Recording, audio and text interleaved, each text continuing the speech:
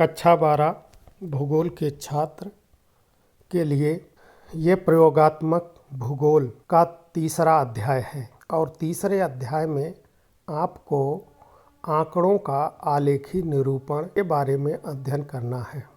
तो जो आंकड़े आपको प्राप्त होते हैं उन आंकड़ों को आप यदि दृश्य विधि जैसे आलेख, आरेख, मानचित्र, चार्ट आदि के द्वारा आप प्रदर्शित करते हैं तो इसी को आंकड़ों का प्रदर्शन कहते हैं। ये आलेखी प्रदर्शन के अंतर्गत आता है। आंकड़े उन तथ्यों की विशेषताओं का वर्णन करते हैं जो वे प्रदर्शित करते हैं। वे विभिन्न स्रोतों से एकत्रित किए जाते हैं। इन दिनों भूगोलवेत्ता, अर्थशास्त्री, संसाधन वैज्ञानिक, निर्णयकर्ता बहुतायत आंकड़ों का उपयोग करते हैं। तालिकाबद्ध रूप के अतिरिक्त कुछ आंकड़े आलेखी अथवा आरेखी रूप में भी प्रदर्शित किए जा सकते हैं। दृश्य विधि जैसे आलेख, आरेख, मानचित्र तथा चार्ट द्वारा आंकड़ों का रूपांतरण को आंकड़ों का प्रदर्शन कहते हैं।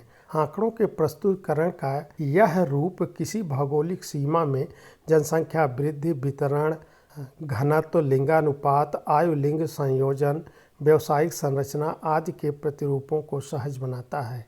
एक चीनी लोकोक्ति के अनुसार एक चित्र हजारों शब्दों के बराबर होता है। आंकड़ों के प्रस्तुतीकरण की आलेखी विधि हमारी समझ को बढ़ाता है और तुलनाओं को आसान बनाता है। इसके अतिरिक्त इस प्रकार की विधियां एक लंबे समय के लिए मस्तिष्क पर अपनी छाप छोड़ देती है। कहने का मतलब याद रखने में आसानी होती है। तो आंकड़ों का जो आलेखी प्रदर्शन है वो दृश्य विधि द्वारा चित्र, आलेख, आरेख आदि के रूप में प्रदर्शित किया जाता है, जो कि देखा जा सकता है, समझा जा सकता है, तुलना किया जा सकता है और आसानी से हमारे मस्तिष्क में याद रहता है। अब देखिए आलेखों, आरेखों और मानचित्रों के चित्रांकन के सामान्य नियम। इसको बनाने के लिए कुछ नियम होते हैं जिन्हें आपको जानना बहुत आवश्यक है।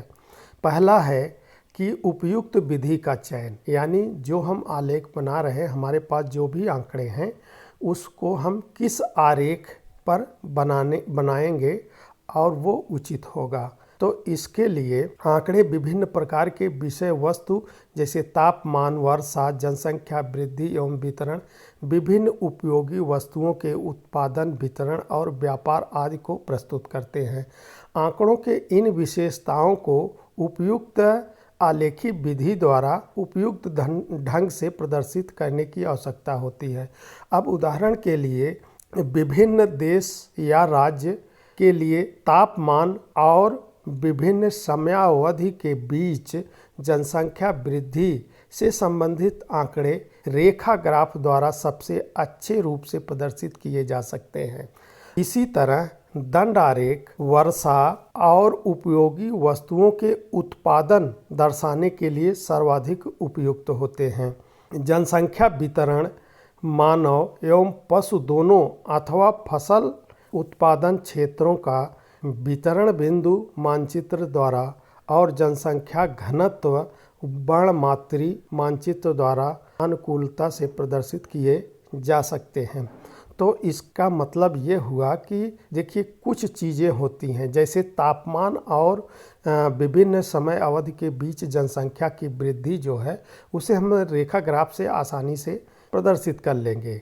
और इसी तरह जो है वर्षा और उपयोगी वस्तुओं का उत्पादन, यानी कितनी वर्षा हुई है हर समय अवधि में और या समय अवधि में कितना उत्पादन हुआ है, इसे सबसे अच्छी तरह से हम दंड आरेख से कर सकते हैं।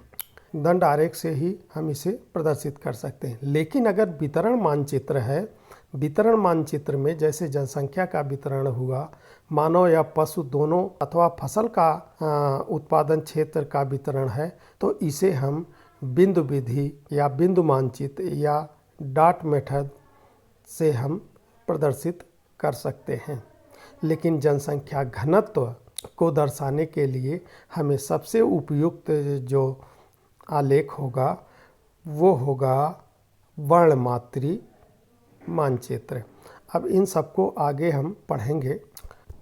अब देखिए, एक तो हो गया नंबर 1 कि हम उसका जो है कौन सा उपयुक्त होगा उसका चुनाव करेंगे कि इस आंकड़े को हम किस आरेख, आलेख या मानचित्र से प्रदर्शित करें, उसके लिए हमें चुनाव करना है। दूसरा जो इसका है वो है कि शीर्षक। मान लो कोई भी आप आरेख, मानचित्र बनाते हैं तो उसके लिए आवश्यक है कि तैयार आरेख या मानचित्र का शीर्षक और इस शीर्षक में क्षेत्र का नाम, प्रयुक्त आंकड़ों का जो संदर्भ वर्ष है यानी किस वर्ष का ये आंकड़ा है, इसको आरेख के शीर्षक के रूप में दर्शाया जाता है। यह घटक विभिन्न आकार और मोटाई के अक्षरों और संख्याओं द्वारा प्रदर्शित किए जाते हैं। आता है चुने हुए फॉन्ट, माप और मोटाई, कागज के आकार तथा मानचित्र आरेख को चित्रित करने के लिए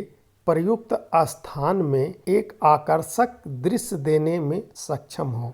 यानी आप जो बनाए हैं उसका जो शीर्षक आप लिख रहे हैं वो एक माप के अनुसार उसकी मोटाई, चौड़ाई आप अपने कागज के आकार के अनुसार रखेंगे जो देखने में अच्छा लगे।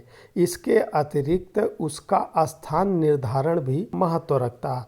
साधारणतः शीर्षक, उपशीर्षक और संदर्भ वर्ष मानचित्र आरेख के ऊपर व बीच में दर्शाया जाता है। कहने का मतलब है कि जब आप इस को बनाएंगे तो कागज के ऊपर जो मध्य भाग है उसी में आप इस शीर्षक को दर्शाएंगे। अगला पॉइंट है कि निर्देशिका, यानी चित्र में आप जो बनाए हुए हैं उसके जो निर्देश हैं, जो उसके जैसे हम इंडेक्स बनाते हैं, आपको बताया गया है कि मैप बनता है, फिर उसके नीचे हम इंडेक्स बनाते हैं कि कौन चीज़ किस हम चिन्ह से या किस प्रतीक से हम उसे दर्शा रहे हैं। निर्देशिका अथवा सूचिका किसी भी मानचित्र आरेख का एक महत्वपूर्ण घटक है।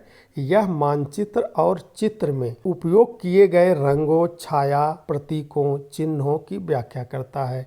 इसे सावधानी पूर्वक बनाना चाहिए और मानचित्र और आरेख के विषय वस्तु के अनुरूप होना चाहिए। इसके अतिरिक्त इसका सही स्थिति निर्धारण भी आवश्यक है। सामान्यतः यह निर्देशिका या तो मानचित्र पत्रक के नीचे बाईं ओर या दाईं ओर दर्शाया जाता है। कहने का मतलब है कि एक तो ये चुनाव करना होता कि जो हम चिन्ह या प्रतीक का प्रयोग कर रहे हैं वो प्रतीक जो है उस मानचित्र से संबंधित हो। जैसे कि आपको बताया गया है कि रूढ़ चिन्ह क्या होता है, मौसम का चिन्ह कैसा होता है, तो जिस तरह का आप चिन्ह है उसी तरह के मानचित्र में आप उसको दर्शाएंगे और उन चिन्हों को आप इंडेक्स यानी कागज जो बनाए हैं कागज के या तो बाईं ओर या दाईं ओर आप उसको लिख करके व्याख्या उसका कर देंगे ताकि चित्र में उसे ढूंढकर समझा जा सके। अब दिशा, जैसे धरातली मानचित्र अगर आप बनाते हैं तो उसमें दिशा का निर्धारण बहुत ही आवश्यक होता है। इसके लिए आप प्रतीक अर्थात मानचित्र पर उत्तर के प्रतीक को निर्दिष्ट स्थान पर अंकित करेंगे। कागज के ऊपर बाईं तरफ या दाईं तरफ आप ऊपर ही आप ये उत्तर दिशा को तीर से उसे दिखाएंगे और उसके आगे यन लिख देंगे, यानी तीर जिधर है वो दिशा उत्तर है, ये आपको दर्शाना होता है। आरेखों की रचना, आंकड़े मापने योग्य विशेषताओं जैसे लंबाई, चौड़ाई तथा मात्रा से युक्त होते हैं। ये हम आपको पहले ही चैप्टर में बता चुके हैं कि आंकड़े जो होते हैं वो क्या होते हैं, आंकी या उसकी मात्रा या उसका मूल्य दर्शाने वाले चर होते हैं और उन चरों का समूह जब इकट्ठा किया जाता है तो वो आंकड़ा बनता है। तो आरेख और मानचित्र जो कि इन विशेषताओं से संबंधित आंकड़े को प्रदर्शित करने के लिए खींचे जाते हैं, उन्हें हम निम्न तरीकों से वर्गीकृत कर सकते हैं या किया जाता है। जैसे आपका जो पहला नंबर है इसमें एक आयामी आरेख आते हैं। अब एक आयामी आरेख के अंतर्गत रेखा ग्राफ, बहुरेखा ग्राफ, दंड आरेख, आयत चित्र, आयुलिंग, पिरामिड को रखा गया है। और जो द्विआयामी आरेख होते हैं उसमें वृत्त आरेख, आयत आरेख को रखा गया है। त्रिआयामी आरेख में घन और गोला आरेख को रखा गया है। इन विभिन्न प्रकार के आरेखों और मानचित्रों का निर्माण की विधियों पर समय की कमी के कारण विचार करना संभव नहीं है, इसलिए हम सर्वाधिक प्रचलित आरेखों और मानचित्रों का वर्णन करेंगे और इनके निर्माण के तरीके बताएंगे।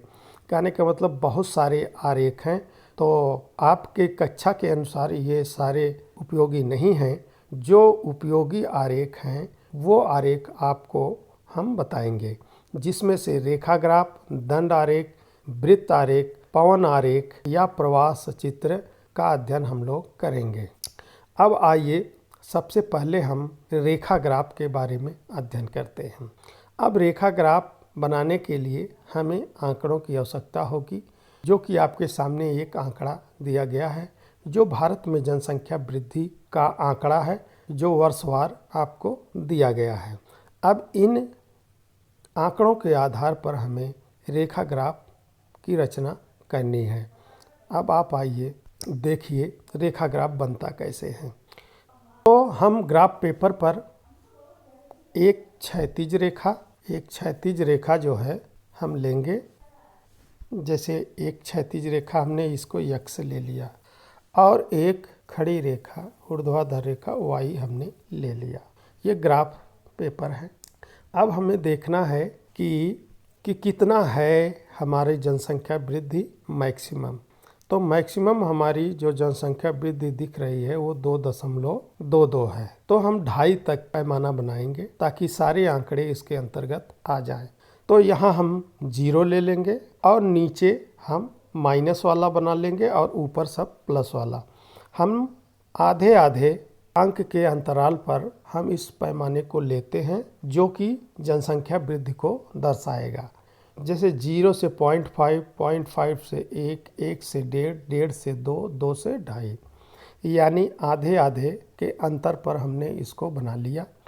अब हम नीचे भी -0.5 ले लेंगे और अब हम दिए गए आंकड़ों को इसमें प्रदर्शित करेंगे। तो हमारे आंकड़ों में जो दिया गया है 1901, इसमें कोई आंकड़ा आपको उपलब्ध नहीं है, इसलिए इसको छोड़ देंगे। हम देखेंगे 1911 में हमें 0.56 जनसंख्या वृद्धि दिखाई दे रहा है। तो हम क्या करेंगे, ये देखिए 0.5 है और इससे थोड़ा सा ऊपर 6 थोड़ा मान बढ़ाएंगे और ये 0.56 हो जाएगा। यहाँ एक बिंदी हम लगा लेंगे, निशान लगा लेंगे। अब देखिए इसके बाद जो 21 की है 1921 की जनसंख्या वृद्धि वो हमारा माइनस में है और वो -3 है। तो ये देखिए हम क्या करेंगे कि 0 से नीचे का जो हमने बनाया है वो माइनस में बनाया है और ये -5 तक है। तो इसमें छोटे कॉलम गिन लेंगे। जैसे एक कॉलम में 5 बनते हैं, 5 छोटे कॉलम, तो उसमें से हम क्या करेंगे, छोटे कॉलम 3 गिन लेंगे और यहाँ हम बिंदी लगा लेंगे। अब आते हैं 31 में। 31 में हमारा जो है 1.04 है, तो हम यहाँ 1 है, 0.04 है, उस 1 की लाइन पर ही थोड़े से ऊपर हम यहाँ बिंदी लगा लेंगे। फिर इसी तरह हम जो है 41, 51, 61, 71, 81 ये सारे जो हैं बिंदु लगा देंगे और इन बिंदुओं को हम इस तरह सारे बिंदुओं को मिलाती हुई एक रेखा खींच देंगे। तो ये जो मिलेगा ये आपका जो है रेखा ग्राफ बनेगा। अब देखिए यहाँ आपको शीर्षक लिखना है, ये बीच में शीर्षक लिखना है। क्या लिखना है कि भारत की दशकीय जनसंख्या वृद्धि वर्ष 1911 से 2011 तक, और इसके बाद ये शीर्षक हो जाएगा और नीचे हम क्या लिख देंगे, इंडेक्स, और इसको बिंदु यहाँ लिख करके ये इसकी व्याख्या करेगा ये देखिए दाईं ओर लिखा है, इसको बाईं ओर भी लिख सकते हैं। तो इस तरह जो है आपका रेखा ग्राफ बन करके तैयार है। अब इसमें आता है बहुरेखा ग्राफ। इसमें एक ही रेखा का वर्णन किया गया है। हमें ऐसे भी आंकड़े मिल सकते हैं जिसमें कई आंकड़े होंगे, जैसे कई क्षेत्र के आंकड़े हों, तो भी हम इसी विधि से उसको भी हम दर्शा देते हैं। तो आइए देखिए, ये है प्रश्न। अब इस प्रश्न में दिया है कि विभिन्न राज्य हैं और इन राज्यों में लिंगानुपात जो है दिया हुआ है और इसको आपको बहुरेखा ग्राफ के माध्यम से प्रदर्शित करना है। तो इसमें ये देखिए जो 800 के आसपास ये फिगर यहाँ जो है 2 है, यानी 862 है, यानी यहाँ 862 आप समझिएगा। आइए देखते हैं इसको हम कैसे बनाते हैं। देखिए, इसमें से सबसे पहले किसी एक राज्य को आपको लेना है। जैसे पहला है दिल्ली, तो दिल्ली को हम लेंगे और उसके लिए मान लो ये चिन्ह हम त्रिभुज, लाइन पर त्रिभुज बना देंगे तो वो दिल्ली का होगा। ये देखिए यहाँ इंडेक्स बनाया गया है कि ये जो है ये चिन्ह उत्तर प्रदेश का, ये है हरियाणा का और ये है दिल्ली का। तो इससे ये स्पष्ट हो जाएगा कि हमारा जो रेखा ग्राफ है वो किस राज्य का है। तो चलो दिल्ली का उठाते हैं। तो अब दिल्ली में देखिए जो 1961 में कितना था, 785। तो देखिए हमने इसमें ये जो लिंगानुपात का ये पैमाना होता है वो हम देख लेते हैं, सबसे छोटी संख्या क्या है और सबसे बड़ी संख्या क्या है, उसी के बीच यहाँ पैमाना बना लेते हैं और इस पे वर्ष लिख देते हैं। ये वर्ष लिखा हुआ है। अब देखिए यहाँ 20-20 के अंतराल पर हम 720 से लिए हुए हैं। तो ये 20-20 का अंतराल है और अगर इसमें छोटे खाने जो है 10 होंगे तो एक खाने का वैल्यू 2 होगा। और अगर ये खानों के बीच अगर आपके ग्राफ में 5 बने हैं तब वो 4 वैल्यू रखेगा, एक खाना 4 वैल्यू रखेगा। आप जैसा ग्राफ पेपर लेंगे उसके अनुसार आप बनाएंगे। तो आइए देखते हैं कि दिल्ली में जो 61 में था वो था 785। अब देखिए 785 का मतलब दिल्ली का हमें ये बनाना है तो 780 ये है, 5 लेना है और 85 करने के लिए। तो एक खाना अगर हमारा 2 का है तो हम 2 खाना के बजाय 2.5 खाना ले लेंगे तो ये 5 बन जाएगा। और अगर हम एक खाने की वैल्यू हमारी 4 है तो ये खाना लेंगे, उससे थोड़ा सा और ऊपर लेकर के हम बिंदी को लगा देंगे। अब देखिए इसी तरह अगले में देख लेंगे, 71 में 801 कर लेंगे। ये देखिए 8 है, 801 पे लगा लेंगे। और 81 में 808 कर लेंगे, 81 में देखिए 808 कर लिए। तो इस तरह जब दिल्ली का पूरा चिन्ह लगा लेंगे तो हम इसको जो है इस तरह से मिला लेंगे आराम से। उसी को मिलाती हुई रेखा हम इस तरह खींच देंगे और यहाँ त्रिभुज बना करके आप दिल्ली दर्शा देंगे। अब दूसरा हम उठा लेंगे हरियाणा का। तो हरियाणा का उठा लेंगे तो हरियाणा में देखेंगे, हरियाणा में देखिए 868 था 71 में। तो 800 ये है 60 और 8 यानी इसमें से 4 अगर 2 वैल्यू रखता है एक खाना तो हम इसको 4 खाना गिन लेंगे छोटा और यहाँ बिंदु बना देंगे। इसी तरह हम जो है हरियाणा का 71 में 867 लगभग उसी के पैरेलल यहाँ हो जाएगा, 67-68 थोड़ा नीचे हो जाएगा।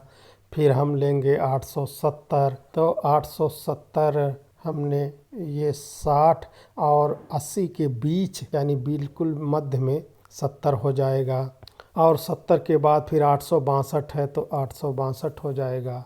फिर जो है 846 है तो ये देखिए 840 और इसमें थोड़ा ऊपर 46, ये तो इस तरह जो है हमारा हरियाणा का बन जाएगा। और इसी तरह आप दिल्ली का भी बना लेंगे और यहाँ जो है निर्देशिका में उसके चिन्ह को दर्शा देंगे और आपका ये जो बहुरेखी ग्राफ है वो तैयार हो गया।